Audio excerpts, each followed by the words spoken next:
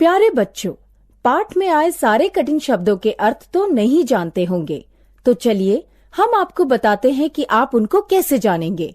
पाठ में आए रंगीन शब्दों पर अपना कर्सर रोकिए, अर्थ आपके सामने है। समझ गए बच्चों? चलिए अब पाठ पढ़ते हैं। स्नेह। प्रस्तावना। जब पुत्र या पुत्री पर परेशानी आए तो माता पिता उन्हें सहारा देते हैं, भले इसके लिए उन्हें कष्ट उठाना पड़े। जब माता पिता बूढ़े हो जाते हैं तो उन्हें लगता है कि उनके बच्चे उनको प्यार आदर दें, उनका ध्यान रखें, आवश्यकता पड़े तो उन्हें सहारा दें। जब यह इच्छा पूरी नहीं होती तो उन्हें दुख होता है। यहाँ एक बूढ़ी स्त्री की कहानी है जिसे पैसे की जरूरत नहीं है। वह स्नेह देती है और स्नेह की अपेक्षा करती है।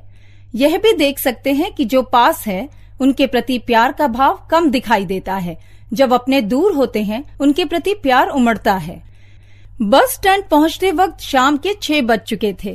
केवल दिन बड़ा होने के कारण सूरज की हल्की सी लालिमा चारों ओर फैली हुई थी। रास्ते के किनारे लगे हुए बड़े इमली के पेड़ से उसकी नम्रता का परिचय साफ झलक रहा था। बचपन में माँ हमेशा हमें डराते हुए कहती रहती थी, उस पेड़ पर मत चढ़ना, भूत रहते हैं। इमली के पेड़ पर भूतनी रहती है, तालाब में जल देवता का वास है। ऐसी डरावनी बातें कहकर माँ हमें घर के अंदर रखने के लिए जितनी उतावली होती, हम लोग घर के बाहर जाने के लिए उतने ही बेचैन हो जाते। उसी समय नानी की जोर से चिल्लाने की आवाज सुनाई पड़ती, ना मुराद बच्चे, बचपन में तो बाप को खा लिया, अब क्या अपनी माँ को भी खा जाओगे? इतना सुनते ही माँ अपनी साड़ी के आंचल में मुंह छिपाकर रोना शुरू कर देती। नानी जब कभी भी पिताजी का नाम लेकर हमें कोसती तो माँ का वैधव्य भी सामने आ जाता। उनका हम लोगों को संभालने का दायित्व और हमारी असमर्थता भी सामने आ जाती। नानी हमें तकलीफ देने के उद्देश्य से ऐसी बात नहीं कहती थी, बल्कि उनके डांटने का तरीका ही ऐसा था। माँ को रोते देखकर नानी अचानक चुप हो जाती, मानो उनसे कोई बड़ी भूल हो गई हो। उसके बाद सारा दिन बेवजह नौकरों के ऊपर नाराज रहती, बहस करती, गाली देती, परंतु हमें देखते ही जरूरत से ज्यादा प्यार करने लगती। जिस स्टोर रूम में हमेशा ताला लगा रहता, वहाँ की चाबी खोलकर अच्छी अच्छी खाने की चीजें लाती और हमें छिपा छिपा कर खिलाती। माँ के साथ 2-3 दिन तक बात करने से भी डरती। 2-3 दिनों के बाद फिर पहले जैसा ही माहौल। इसलिए नानी का हम लोगों के प्रति नाराज होने वाला दिन भी हमारे लिए अति उत्तम होता। पिता की मौत के थोड़े दिनों बाद ही हम लोग अपना सारा सामान लेकर नानी के घर आ गए थे। नानी के घर आ जाने के बाद हमारा प्रतिदिन एक त्योहार की तरह होता। शहर के छोटे छोटे कमरे वाले घर और सबसे अधिक पिता की उपस्थिति और उनके कठोर शासन ने हमारे बचपन को एक तरह से बंदीगृह बना दिया था। इसलिए पिता की अकस्मात मृत्यु ने थोड़े दिनों के लिए हमें जरूर उनका अभाव बोध कराया, लेकिन उनकी मृत्यु से हमें स्वाधीनता जरूर मिल गई थी। इसके अलावा कई दिनों तक तो हमें इतना प्यार दुलार और अपनापन मिला, जिसे देखकर हमें ऐसा महसूस हुआ जैसे उनकी नजर में हमारा बहुत महत्व है। मामी मौसी से लेकर अनजान औरतें भी हमें देखते ही अपनी गोद में उठा लेती, बलैया लेती और प्यार करती। ना जाने क्यों हमें देखते ही उनकी आंखें करुण हो जाती। कभी कभी तो बाजार से मिठाई और पतंग खरीदने के लिए अपनी पॉकेट से कुछ पैसे निकालकर हमारे हाथ में दे देती, परंतु बदकिस्मती से जब भी वह हमें पैसे देने के लिए हाथ बढ़ाती, माँ की नजर पड़ जाती और हम उनकी बड़ी बड़ी लाल आंखों को देखकर उनका सदुपयोग नहीं कर पाते। परंतु नानी के प्यार करने का अंदाज इन सब से अलग और अमूल्य था। प्यार से गोद में उठा लेना, सोने से पहले दूध में देसी अंडा मिलाकर पीने को देना, इन सभी कामों को नानी इतनी आत्मीयता और स्नेह के साथ करती कि हम उनकी दिन भर की गालियों को भी प्यार से हजम कर लेते। केवल गर्मियों की छुट्टियों में मामा जी के बेटे प्रीतम के आ जाने पर हमारे इस दैनिक स्नेह में परिवर्तन आ जाता। शायद इसका मुख्य कारण था कि मामा जी नानी के इकलौते बेटे थे और प्रीतम का जन्म भी नानी के बहुत पूजा पाठ के बाद ही हुआ था। मामा जी किसी बड़ी कंपनी में मैनेजर के पद पर थे। प्रीतम की पढ़ाई भी राजकुमारों की तरह ही हो रही थी। मामी का कहना था कि वह जिस स्कूल में पढ़ रहा है वहाँ स्कूल फीस के चार्ज ही इतने अधिक हैं कि उनके सारे पैसे वहीं खत्म हो जाते हैं। गांव की महिलाओं के बीच अपने पोते प्रीतम के ऊपर हो रहे खर्च पर विस्तार पूर्वक वर्णन कर नानी अपनी शान भगाती रहती। गांव से मामा जी के चले जाने के बाद नानी अनेक दिनों तक नाना जी के साथ मामा की समस्या को दूर करने के लिए बहस करती और फिर धान बेचकर उनके पास पैसे भेजने का बंदोबस्त करती। हाँ, बाद में नानी को माँ और मौसी से जरूर सुननी पड़ती। हम बच्चों को बड़ों की इस राजनीति से कभी कोई मतलब नहीं था। गर्मियों की छुट्टियों में मामा जी का परिवार आने पर हमें दो तरह के फायदे होते थे, जिनमें पहला आकर्षण था प्रीतम का पुराना शर्ट पैंट, जो हमें पहनने के लिए मिल जाता, क्योंकि वह जिस स्कूल में पढ़ रहा था वहाँ हर साल नए नए ड्रेस पहनने पड़ते थे और पुराने कपड़ों को त्याग दिया जाता था। दूसरा आकर्षण था मामा जी की कार, जो पूरे गांव के लिए भी एक अभिनव आकर्षण था। अपने दोस्तों के बीच मामा जी की कार के विषय में वर्णन करते वक्त मालिकाना अंदाज में हमारी छाती भी गर्व से फूल जाती थी। प्रीतम को हम लोगों के साथ घूमने में बिल्कुल भी अच्छा नहीं लगता था। हालांकि गांव के दोस्तों के बीच उसके साथ चलने में हमारी शान और भी बढ़ जाती थी। हम लोगों के प्रति उसके मन में जो तिरस्कार भाव था, उससे कहीं ज्यादा मानसिक कष्ट हमें नानी के कटु व्यवहार से होता। प्रीतम जब तक गांव में रहता, हमें ऐसा महसूस होता जैसे नानी हम लोगों के अस्तित्व को भी पूरी तरह से भूल गई हो। प्रीतम क्या पहनेगा, उसके लिए कौन सी मछली आएगी, बगीचे से कौन सा आम उसके लिए लाया जाएगा, इन्हीं सब कार्यों को पूरा करने के लिए नानी सारा दिन परेशान रहती। यदि हम लोग कभी प्रीतम की परोसी हुई थाली से अपने लिए कुछ मांग लेते तो नानी का चिल्लाना शुरू हो जाता। साल भर खाते रहते हो, फिर भी तुम्हारा मन नहीं भरता। यह बेचारा तो कुछ खाता ही नहीं है। कितनी मेहनत करके इन चीजों को इकट्ठा करके लाई हूँ, थोड़ी देर ठहर नहीं सकते? इतना सुनते ही माँ के हाथों की बौछारें हमारी पीठ के ऊपर पड़ने लगती। इन्हीं छोटी छोटी मुश्किलों का सामना करते हुए गर्मी की छुट्टियां खत्म हो जाती। मामा जी भी अपने परिवार सहित कार में बैठकर शहर की ओर लौट जाते। जाते वक्त मामी मिठाई खरीदने के लिए हम लोगों को कुछ पैसे दे देती। हम लोग उन पैसों को हाथ में पकड़ अपने दोस्तों के साथ धुआं छोड़ती हुई कार के पीछे पीछे दौड़ते चौराहे के तालाब तक पहुंच जाते। इच्छा ना रहते हुए भी प्रीतम हाथ हिलाकर हमें टाटा कर देता। 2-3 दिनों तक अकेले बैठकर चुपचाप रो लेने के बाद नानी की स्नेह वर्षा की बौछारें हम लोगों के ऊपर पड़ने लगती।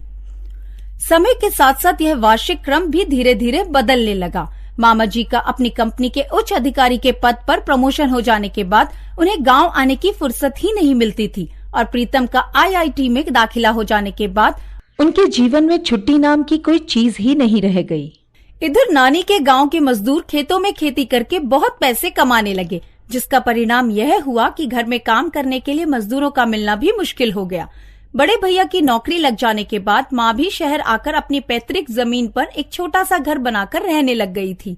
मैं भी नानी के गांव के स्कूल की पढ़ाई पूरी कर बड़े भैया के साथ शहर में रहने लग गया। कॉलेज की पढ़ाई पूरी कर लेने के बाद मुझे भी एक किराने की दुकान में नौकरी मिल गई और मैं नानी के गांव से 30 किलोमीटर दूर शहर में रहकर नौकरी करने लगा। माँ के आदेश और अपने बचपन के आकर्षक दिनों को याद कर मैं प्रत्येक शनिवार को नाना जी और नानी जी से मिलने तथा उनकी देखरेख करने के लिए गांव जाता और रविवार की दोपहर को वापस अपने आवास पर पहुंच जाता। वृद्धावस्था के अंतिम सोपान में तथा उनके अकेलेपन के अस्तित्व में मेरा वह थोड़े समय का साथ भी उन्हें बहुत आनंदित कर देता। सप्ताह के प्रत्येक शनिवार को मेरे पहुंचते ही नानी हमेशा की तरह पूछने लगती, कौन आया है रे? अब मेरी इन बूढ़ी आंखों को कुछ दिखाई भी तो नहीं देता। थोड़ी ही देर बाद मेरी आवाज पहचान लेने के बाद जोर से आवाज लगाकर सभी को बता देती, ए सुनते हो, मेरा राजा बेटा आया है। अरे चंपा, जरा दूध तो लाना, मैं अपने लाडले के लिए चाय बना दूं। अपने दोनों हाथों से मेरे गालों को चूमते हुए उनकी बूढ़ी आंखें नम हो जाती। उसके बाद मेरे बैग से मिठाई और मिक्सचर के पैकेट निकालकर अपने बक्से के अंदर सहेज कर रख देती और धीरे धीरे रोते हुए कहने लगती, इस नाती के अलावा तो कोई और हमारी खोज खबर भी नहीं लेता। मेरे घर पहुंचते ही नानी मेरी खातिरदारी में जुट जाती। ठीक उसी समय घर के दो बहुत पुराने मजदूर अपनी मुट्ठी में पकड़ी हुई छोटी मछलियों को बुझे हुए कोयले के चूल्हे में डालते हुए कहने लगते, तुम आ गए बाबू, इस बार तो तालाब में मछली ही नहीं है। मैं भी धीमी आंच में भुनती हुई मछली की सुगंध से ही चाय पी लेता। नानी खाना तैयार कराती। नहाकर आने के बाद नानी बड़े प्यार से अपने बूढ़े हाथों से मेरे लिए खाना परोसती। बारिश के दिनों में तो नानी के हाथ के बने हुए खाने की बात ही अलग थी। यही कारण था कि उस दिन भी बस से उतरते वक्त मैं भुनी हुई मछली की सुगंध, ताजा दूध की चाय और पके हुए आम की खुशबू को याद करते हुए पैदल चलकर ही नानी के घर तक पहुंच गया था। मैंने दूर से ही महसूस किया कि अमावस्या की काली रात की तरह पूरे घर में एक अस्वाभाविक नीरवता सी छाई हुई थी। मेरे कदमों की आहट को सुनकर नानी थोड़ा आगे झुककर फीकी दृष्टि से मेरी ओर देखने लगी। आंखों से आंसू की धारा बहती ही चली जा रही थी। अरे नानी क्या हुआ? उसके बाद पैर छूकर नानी को प्रणाम किया। नाना जी के भी पैर छुए। फिर भी नानी ने मुझे देखकर भी कोई प्रतिक्रिया जाहिर नहीं की। मैंने नानी के करीब जाकर उनका हाथ पकड़ा और धीरे से पूछा, क्या बात है नानी, तुम रो क्यों रही हो? फिर भी नानी ने कोई जवाब नहीं दिया। नानी को क्या हुआ है? वह क्यों इस तरह रोती चली जा रही हैं? मेरे प्रश्नों का कोई जवाब न देकर नाना जी ने चुपचाप टॉर्च के नीचे रखी हुई चिट्ठी को मेरे हाथ में थमा दिया। मैंने भेजने वाले का नाम पढ़ा तो समझ गया यह मामा जी की चिट्ठी है। वैसे तो पिछली चिट्ठी में मामा जी ने लिखा ही था कि प्रीतम स्कॉलरशिप पर अमेरिका जाएगा, वहीं 4 साल रहकर किसी विषय पर रिसर्च करेगा। अमेरिका जाने से पहले वह दादा दादी से आशीर्वाद लेने गांव जरूर आएगा। लेकिन आज की चिट्ठी में मामा जी ने लिखा था कि विदेश जाने से पहले प्रीतम को इतने काम हैं कि उसे गांव जाने के लिए समय ही नहीं मिल पा रहा है। मामी ने बहुत मिन्नत करके लिखा था कि दूर रहकर ही सही आप लोग वहीं से प्रीतम को आशीर्वाद दीजिए। अचानक खूब जोर से चिल्लाकर हंसते हुए मैंने कहा, क्या इसी बात के लिए इतने मोटे मोटे आंसू? अरे नानी, तुम तो एकदम छोटी बच्ची की तरह रो रही हो। तुम्हारा लाडला पोता अमेरिका जाएगा, बड़ा इंजीनियर बनेगा। तुम खुश रहोगी तभी तो उसका मंगल होगा। इतना सुनते ही झट से अपने आंसू पोंछते हुए नानी ने कहा, अरे नहीं, भला मैं क्यों रोने लगी? ना जाने इन आंखों को क्या हो जाता है, खुशी की खबर को भी सहन नहीं कर पाती।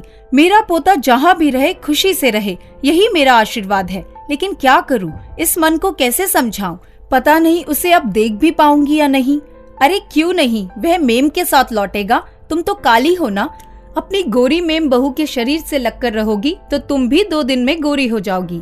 मैंने अपने कंधे से बैग उतारा और हाथ पैर धोने के लिए कुएं की ओर चल दिया। नानी भी आंचल की छोर से आंसू पोंछते हुए मेरे लिए खाना परोसने के लिए रसोई घर की ओर चली गईं और मेरी खातिर करने के लिए घर के नौकर को आदेश देने लगी। हाथ पैर धो पहुंचकर मैं भी खाने के लिए जमीन पर बैठ गया। थोड़ी ही देर में रसोई घर में 4 आधे पके हुए आम काटकर परोसते हुए नानी ने कहा, वह बदमाश आने वाला था, इसलिए बड़ी मुश्किल से उसके लिए थोड़े से आम अपने हाथों से तोड़कर रखे थे। वह तो नहीं आया, अब तू ही खा ले। तेरे इस स्नेह के आगे तो मेरा प्यार भी फीका पड़ गया है।